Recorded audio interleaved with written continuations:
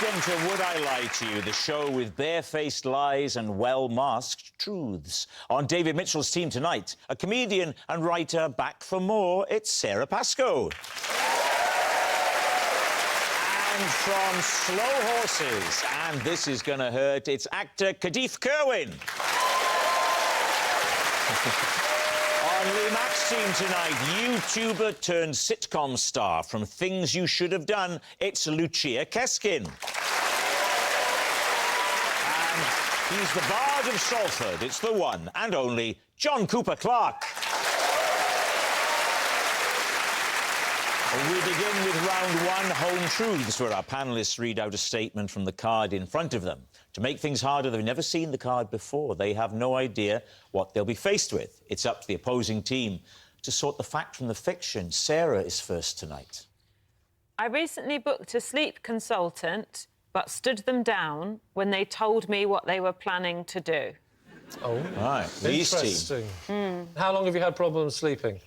It isn't actually for me. Oh. I have 2 small children. Right, they're not that big, surely. Is that not right? It's not a sleep consultant you need to see, it's a paediatrician. There's a huge industry now of sleep experts, because babies aren't born knowing how to sleep. Sorry? Yeah? So they will go to sleep for short periods, but they wake up all the time because they don't know how to get themselves back to sleep. Let's give us a picture now. How often were they waking up on a typical night? So the 7-month-old, and it's not his fault, but he's waking every sleep cycle, which is every 90 minutes. Oh, and the 2-year-old, he will sleep for like 4 or 5 hours, but then he will get up. You're not working tonight, you're on a break. The truth is, it's my birthday.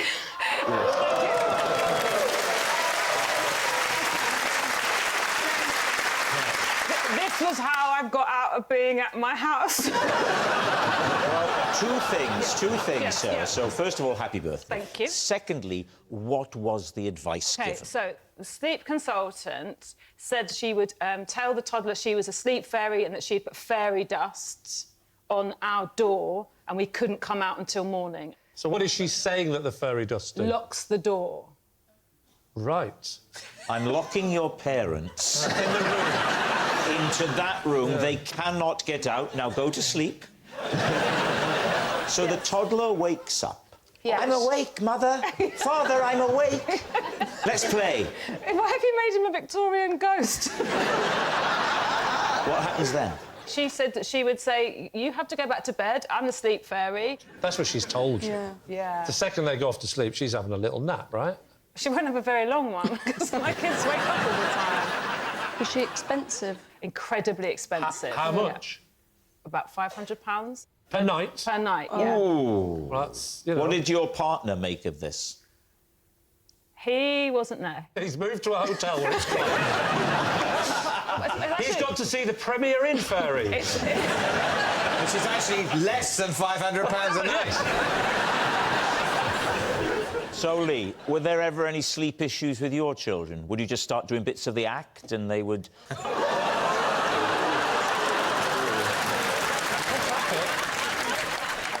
I'm not going to respond to you, Rob, because I found that kind of banter a bit mock the week. What do you reckon, John? The language of psychology, which I imagine would come into it, surely it'd be wasted on children of that age. So you think it's implausible? Yeah. Lucia, what about you? I think it could be true. You do? Because? Just sounds true. I'm going to go with John. John has lived on this planet for a lot longer than Lucia. He knows the difference. What do you mean? Well, you're younger. What did you think he meant? It could mean that one of you had moved planets, so they'd been on another planet. Obviously, if Lucia is secretly an alien, she thinks she's just been discovered. What are you talking about? How do you know? We are going to go with John, and we are going to say lie. You think it's a lie? OK, so, Sarah, truth or lie? John, it was, of course, true. Next time I'm listening to you. Yes, it's true. Sarah did stand down a sleep consultant. John, you're next. I charge £500 a night to stop the little ones crying. John. I once got fired from an advertising campaign for being too honest about the product. David's team. Oh, OK, well, Good, isn't it? what was the product? It was a brand of gin. And you were approached to be the face of the gin? No, it was. I was approached to write a jingle. A jingle. Yes, indeed, a Yes. jingle. Do you remember any of the verses? Yeah. I'm going to say it's David Mitchell's gin, because it's got the right amount of syllables. At the public bar of any welcoming inn, he's the geezer with the goofy grin. What got him into the state he's in? David Mitchell's gin. Beautiful. Do you want to hear the Christmas special? Yes, please. By the way, we're edging towards true on Yeah, this I one. think so. I tasted this gin for the fun and frolics, but guess what it tasted like?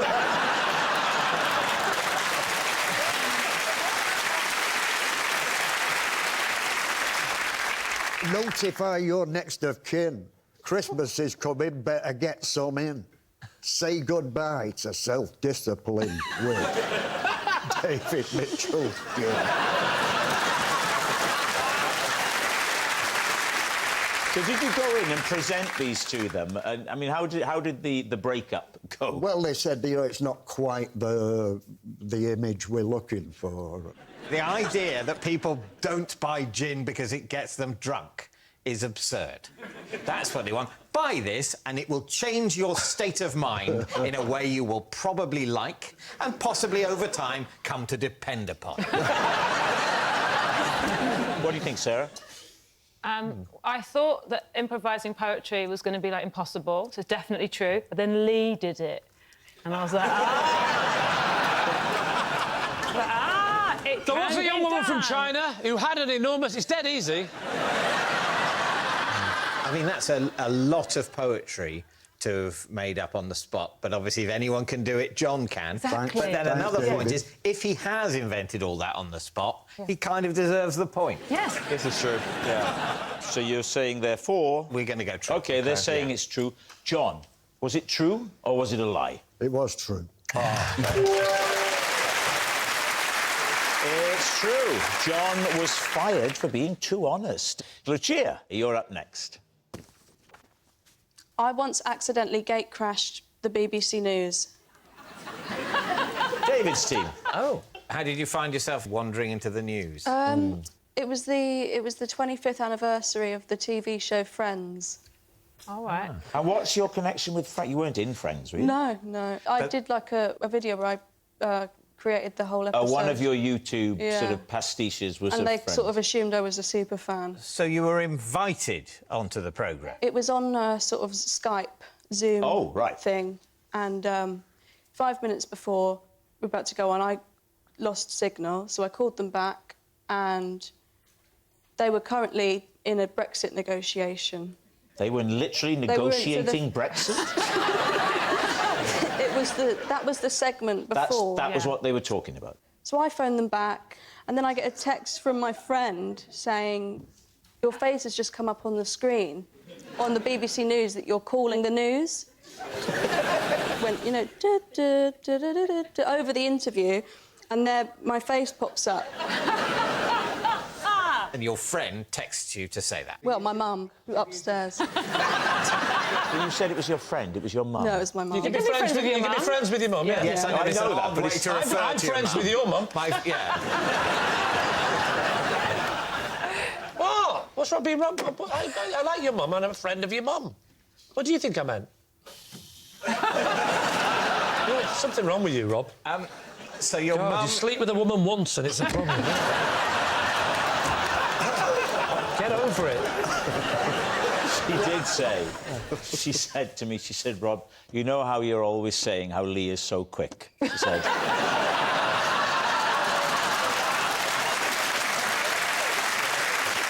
Well, what do we think then? Kadif? I feel it would happen to you. I want it to be true Yeah. so much that I'm going to say it's true. Yeah. Well, I think we think it's true. Yeah. Right, Lucia. Was it true or was it a lie? It was true. It's true. And you're going to love this. Here is proof of this awkward and unexpected moment. They will open the withdrawal agreement. Maybe there is some hope for cosmetic changes. Obviously, I will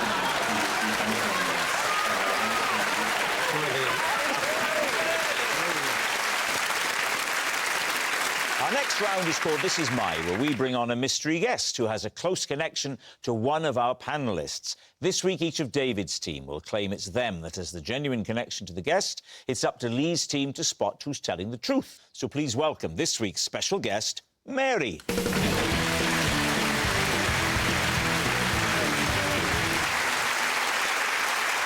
So, Khadif, what is Mary to you? This is Mary. When I pretended to deliver a baby, she actually passed out. Right. Sarah, how do you know Mary? This is Mary. As a schoolgirl, I thought that my magical powers had made her fall into a lake. Finally, David, what is your relationship with Mary? This is Mary, and I was responsible for breaking one part of her ankle, and you, Lee, were responsible for breaking another. So there we have it. Khadif's fainting friend, Sarah's soggy sidekick, or David's pained pal. Lee's team, where will you start? David. We said we'd never speak of that night. OK, where do we want to start? Khadif? Yeah. Right. Why were you pretending to deliver a baby? Because I'm an actor and I was acting. And where... Which drama school are you at? I went to the Royal Central School of Speech and Drama. Right. They turned me down, Central. Ah, how come? What did you sing? Well,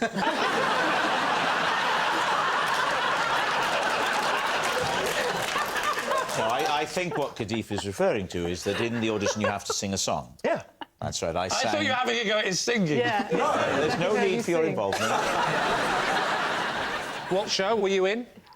I was in a show called This Is Going to Hurt. Right. I played a obs-and-gynae doctor and I was delivering a baby by C-section. Right. And is Mary an actor? No, Mary's not an actor. Mary was an SA on the day. So Supporting artist. Supporting artist. She was my obstetrics nurse next to me. So she's playing a nurse. Yeah.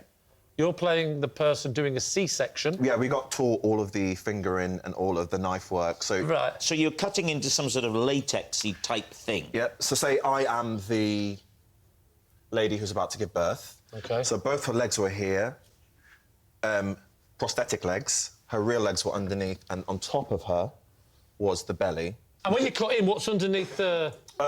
You release the blood pack. Oh. And I'm assuming, at the end, there's a fake baby in there. No. The baby gets... No, it gets handed out. They would have cut away and then... Yeah. Because that would be a bit unfair to use a real baby and go, we'll be with you in about an hour. So Mary actually came and brought the knives towards me, and I was just doing the incision and blah, blah, blah, and then I just heard a thud. And it was like a cartoon. Her legs went up in the air, and it was just Her real like... legs or her fake legs?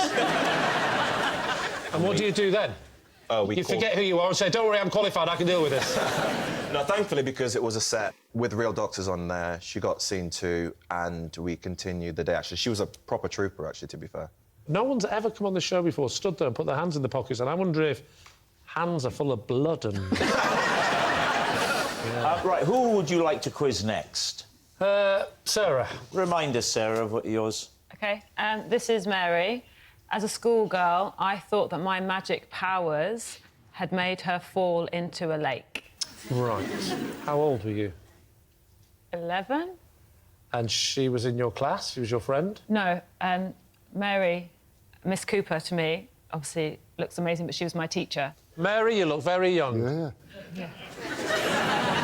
Well, that face said to me, don't care, it's not true.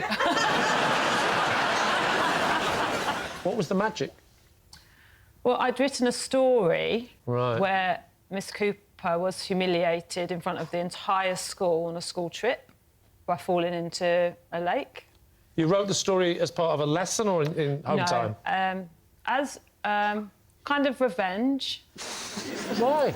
I was in the first year at secondary school and Miss Cooper accused me of cheating and I wasn't cheating and I was outraged. Let's get to the bottom of this story. Yeah, thank you. Because already just the way you said it, when you went, she accused me of cheating, but I wasn't cheating. I wasn't. We're all thinking, you were cheating, weren't you? No, I wasn't What were you cheating. accused? Don't make me write a little story about you, Lee. Which subject was this? Geography. Geography. Right. Where did you go to school? I went to school in Upminster in Essex. OK. I like the fact you knew it was in Essex. You're good at geography, I'll give you that. How was she humiliated in the story? There was a trip and the entire school was there and she was trying to talk to us about geography. It was the White Cliffs of Dover and she fell. And she just, whoa! And then everyone's laughing and pointing at her and she comes out and she's got, like, weeds in her hair. Just to be clear, this is all in the story? Yeah. So what happened in real life that made you think you'd done it? Exactly that. We had a school trip and a very similar thing happened. Some details were different, but... Did she fall into water? Yeah, like a reservoir. Reservoir? Yeah. And you then feel... I either thought God was real... Yeah. ...or I thought I had magic powers. But she never knew that you'd written the story. I did have to apologise to her. After this event? Months later, yeah. How did that conversation go? I don't think she believed me that it was my story that did it. Well, that's true. I think she may have been right. If you didn't like her... Yeah. Why were you telling her? It was just low-level, like, watch yourself. Like, this is the kind of thing that can happen if you accuse people of things. OK. David, remind us of your relationship. This is Mary, and I was responsible for breaking one part of her ankle. Oh, yeah. And you, Lee, were responsible for breaking another. What the hell are you talking about? Well, Mary was watching this programme on a laptop while she was on a running machine. Right. And then you said something that amused her. No way. I know. And she laughed so much, she fell off the running machine and hurt her ankle. But it wasn't that bad, because it wasn't that funny. So she got back on the running machine, and then I said something that was properly funny. And she fell off again, obviously, and this time it was a much more serious level of injury. What happened when I said something?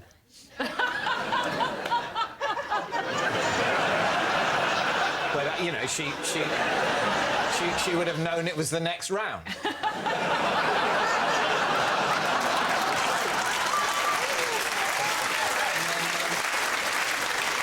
She'd hurt her ankle and she then sought medical treatment, got it x-rayed, and it was broken in 2 places. How do you know her?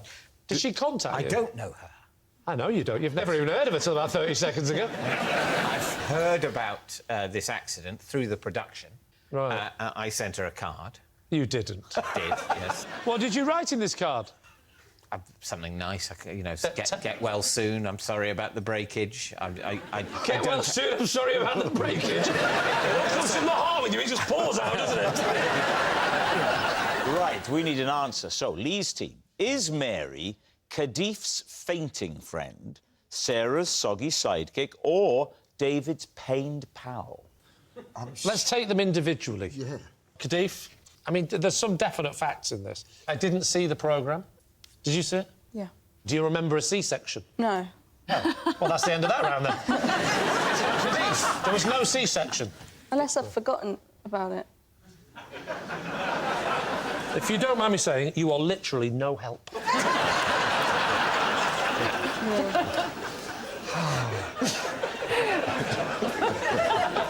What about Sarah's story? Right, so, the bit that I don't believe about Sarah's story is that she wasn't cheating. Now, what about David? I think Lee would have heard about it. Well, not necessarily. If he'd made somebody laugh. About the broken...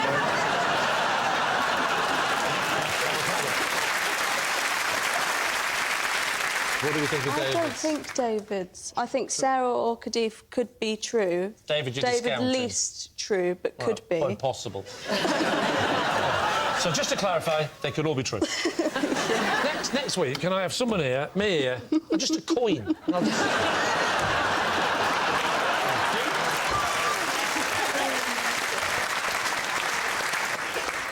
I don't know. I genuinely don't know. No, It could be all three. I honestly... It can't be all three, can it? Is that...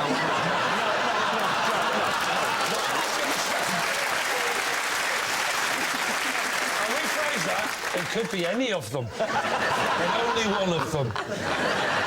Come on, let's make a decision. We're doing a vote here. One of the three. David. You're going with David. OK.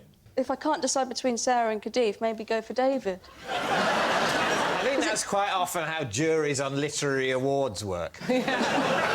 Lost again, did you? Lee, take control, make a decision. We'll go Kadif. You're saying Kadif, right. They think it's Kadif. Mary, would you please reveal your true identity? I'm Mary, and David and Lee broke my ankle.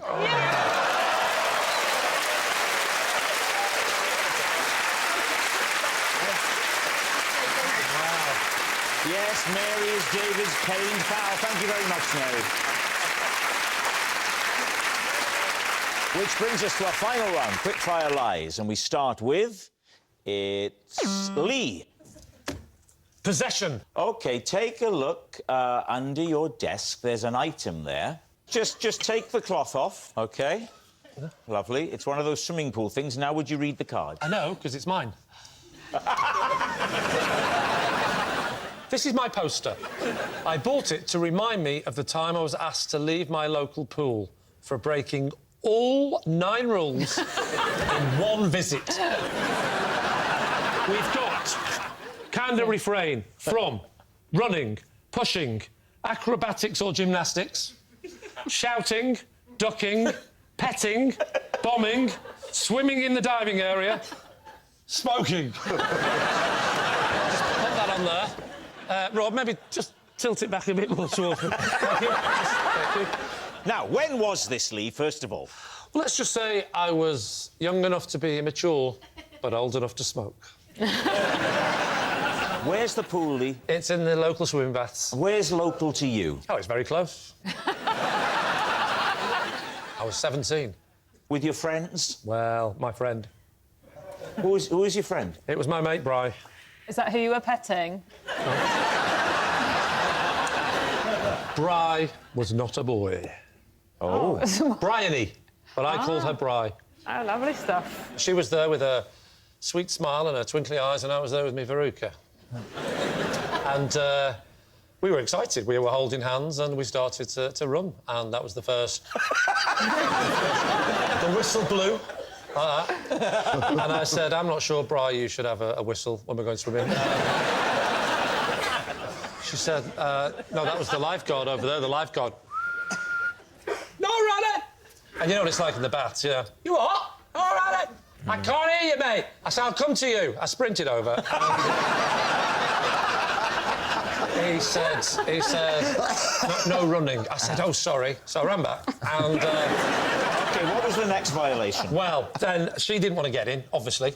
She was nervous. So I pushed her in and the whistle blew again. I sprinted over. I warned you. I haven't pushed anyone before, not about the running. Oh, yes, sorry. You're not allowed to push people in. Oh, no. You pushed her in because she was gentle. She was nervous. She was worried about the temperature. Oh, I see. Bryony. Yeah. What was the next one? Well, may I suggest bombing? Oh, well, we could. Because you're still outside the pool, so we could get that done now. I'm still out, she's in. Oh, right. Sorry. I've jumped in, but I wasn't looking, was I? I've only gone and landed on her shoulders.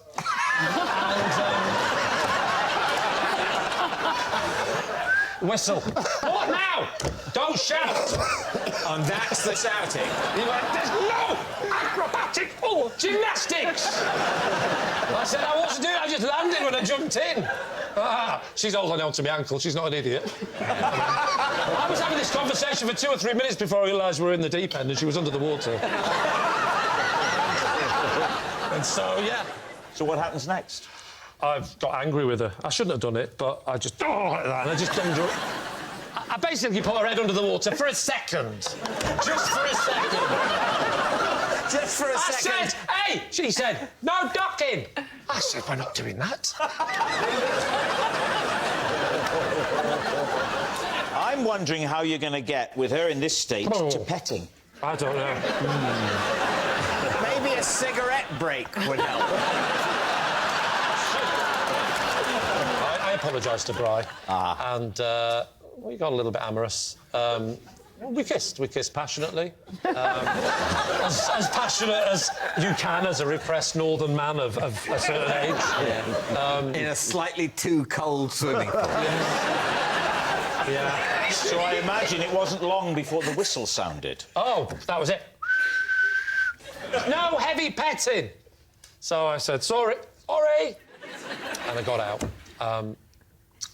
And that's when I spotted a German dam. And I decided to bomb it. And I joke, I didn't see a German dam, but I did see 3 German people together, and I thought it would be funny if I recreated the film Dam Busters. And I went all over them. How could you tell they were German? How did I tell? Yeah, yes. They were on the far right of the pool.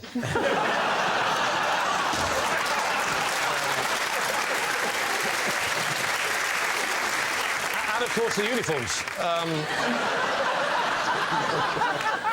And how many have you left to tick off now? Well, because I'd kissed her passionately... Yes. In my weird way, I felt we had consummated the relationship. Yes. So I had a cigarette.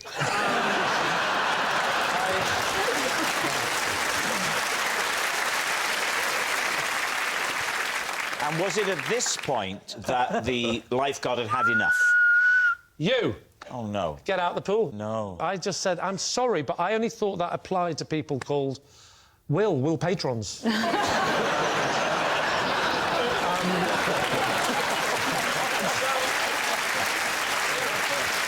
so there it is now. It's been very detailed. I surely couldn't have made that up. There's a lot of recall there of clearly genuine events. Kadif, what do you reckon? No. No, what? Well, it's, you know, it might not be true. But we had a lovely time, didn't we? Exactly. So they think it's a lie. Was it a lie, Lee, or was it true? It's a lie. It's a lie. Lee didn't break all 9 pool rules in one day.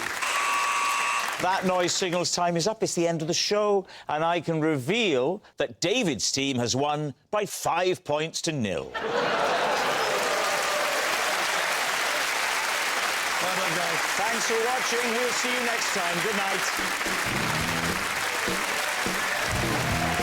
Walls come tumbling down as Amanda and Alan take on the second guest bedroom and bathroom on their Spanish job next.